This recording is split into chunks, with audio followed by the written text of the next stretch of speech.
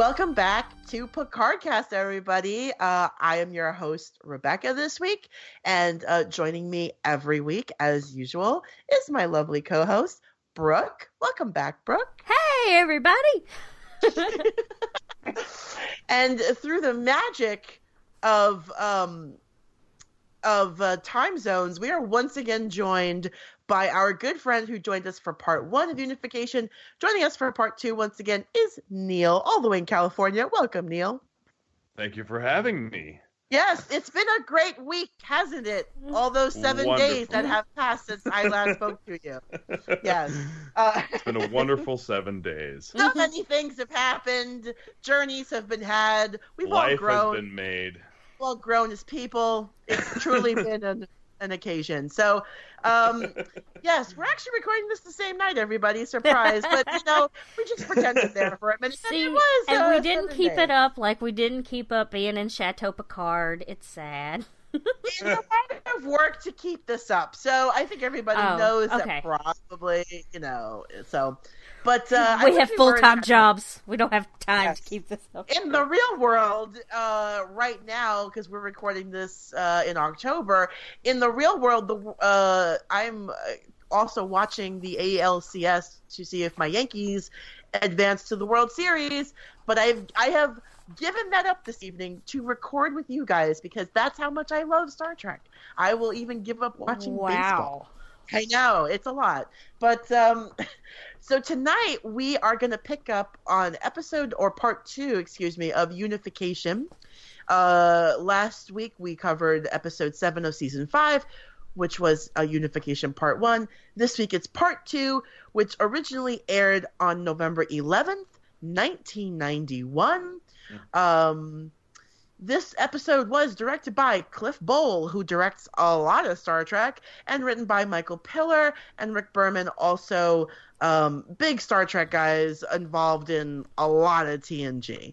And the synopsis for this episode is, on Romulus, Picard finds Spock, as well as an underground peace movement, a double agent, a bold ulterior motive against the Federation, and a familiar foe. So many things are happening in this episode.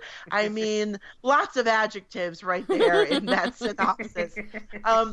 So when last we left our intrepid heroes, they were in the caves of Romulus. They had just found Spock. And now, as we kind of said last episode, part 1 of Unification is definitely a setup episode. Here's the payoff episode. And I think it would be great for us kind of at the end. We'll talk a little bit about, did we think that this did pay off overall as a good ending to the setup in Unification part 1? Because it's a big deal, right? It's Spock. It's Leonard Nimoy, one of the original cast members. And it's a great storyline of the Romulans having this faction that wanted to reunite with Vulcan. And so, yeah, let's just dive right in, you guys. So Picard and Data are in the caves with the rebels and Pardek and Spock. Picard and Spock kind of argue about the mission that Spock is on because he has chosen not to basically go through any proper channels. He's just shown up on Romulus like, I'm here, guys. Let's do this thing. And Picard accuses him of using cowboy diplomacy, which, what a great Easter egg, right? How many times did Spock accuse Kirk of using cowboy diplomacy? Yeah. Especially in the movie that comes out the same year as this. Exactly. This is the same year that Star Trek 6 comes out. Star Trek 6 comes out a month after this episode airs. Exactly. It does. And Spock 100% references the events in what may be the most incredible in-brand promo of referencing the events of his movie, which will come out a month later. He talks about how he's like, if you'd like to know more, go to your local cinema, March 15th or whatever. Imagine. He turns right to the camera, Deadpool style, and is like, check your local listings for See, when December Star Trek 15th, 1991. coming to an interview in a world where the Klingons don't want to. So Call Movie Phone. They'll let you know where it's playing near you. Oh, movie phone. If you don't know Movie Phone, just Google it, children. Oh my God, Google it. Google Movie Phone, kids. It's spelled with an F, not a PH. Oh, yes. Hilarious. It was the 90s. It had to be. Yeah, exactly. I do love that he does bring up the events of Star Trek VI, which we will be seeing in a month from this episode, and basically saying how he roped Kirk into this treaty or trying to forge peace with the Klingons, and a lot of people got hurt, and he's like, I'm never going to do that again, so I'm on my own here doing my own thing. And Spock also knows that Sarek has died. I'm sure being Vulcan, being telepathic, it's his father. He kind of knew that Sarek had passed. And so Picard's not really breaking like shocking news to him here. He kind of takes it in stride, which is a very Spock thing to do. So Data is back on the Klingon ship. He's trying to basically hack Romulan security. Even though the Klingons are like, we've totally tried that for like years, bro. Don't even bother. And he's like, maybe I'll try, because I'm like, I don't know, a million times smarter than you, but we'll see. And Spock, so he's working on that. Spock and Picard go back to apparently what is the only restaurant on all of Romulus where they serve gross soup. And they talk. Soup in Romulus. That soup is the only soup in Romulus, really, if you think about it, because it's the only thing we've ever seen.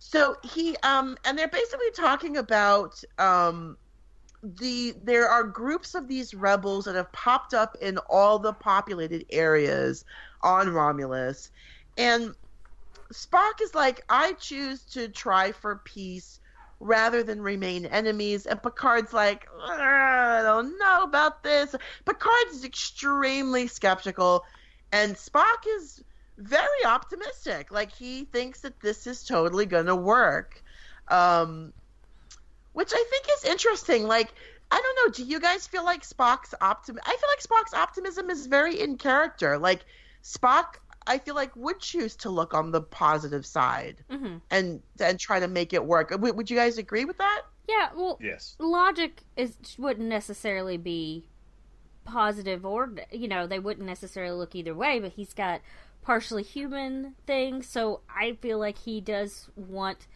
things to go towards the positive side because of that. Plus his experience with you look at emotional beings like humans that he's dealt with his entire life, he sees that there can be a marriage between logic and emotion and a positive outcome from that. Well, it's because the Romulans are more emotional and passionate and all that, and warrior-like, I guess, But they do have a common root. Like, they do come from the basic same common ancestor. So I feel like Spock is like, unification's inevitable. It will happen, and I choose to try to make it happen now. Like, make it peaceful, though.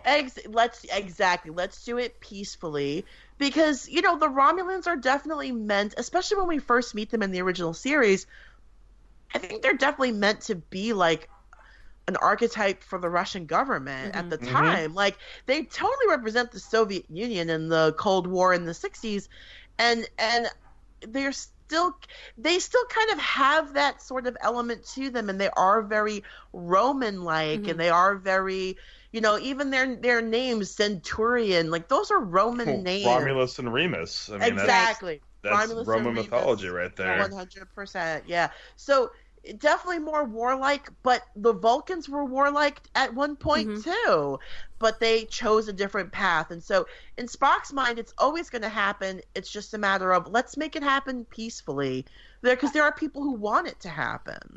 Well, and they say something about the fundamental differences between you, and I was like, what are the they've got the same brow lines. They've got these hair. They've got that. They've your haircuts are a little different. Sweet bowl cuts. Yeah, sweet bowl what they don't agree on the size of your shoulder pads. Like what's going on here? I also one of my notes says shoulder pads. Romulans.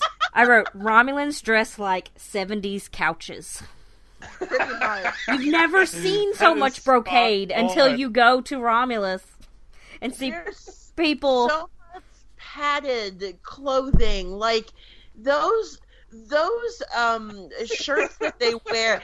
I mean, there's so much padding. It's and they have wild. the weird like tube sleeves, so when they have their arms down, it looks like they're wearing like a smock thing. What is it called? A cape. Crazy. Like one of those women's like capes, or whatever, like a poncho or something. There you go. Yeah. I mean, if that's the only fundamental difference, I mean, I'm sure we could come to a compromise on the shoulder pads. I don't right? know. I mean, and it's so people can be surgically altered so easily. They can add that extra thing on their forehead if they're Vulcan and want to look more Romulan or whatever. Give me shoulder pads or give me death, right? I knew you were Romulan. Shoulder pads. Neil's are Romulan, but that's okay. We still hang out with him. Yeah, he's been surgically altered to look human. I get it. Like half a second. So funny. In this scene, we also meet a young Romulan named Datan, who apparently does not know how secret groups work. So he is like, look at all this cool secret stuff I have, and he's just showing it around. And Pardek's like, kid, it's a secret group, kid. Do you not get it? Like, he's like, why are you flashing your gang signs out here in the open? Oh my God. Don't ever buy drugs from Datan. That kid is just, I've got heroin and coke and crack and what do you want? Like, he has no clue how to keep a secret, this kid. So we're back on the Enterprise now. They're going to Quaylor 2. And this I wrote was like the equivalent of the Mos Eisley Cantina. Yeah. Lots of Star Wars references in these two episodes. To me, it was like if Mos Eisley was in like the Hitchhiker's Guide sort of universe. Yeah. Does that make sense? It totally does. Sort of goofier and not as dirty because everything at Mos Eisley is full of sand.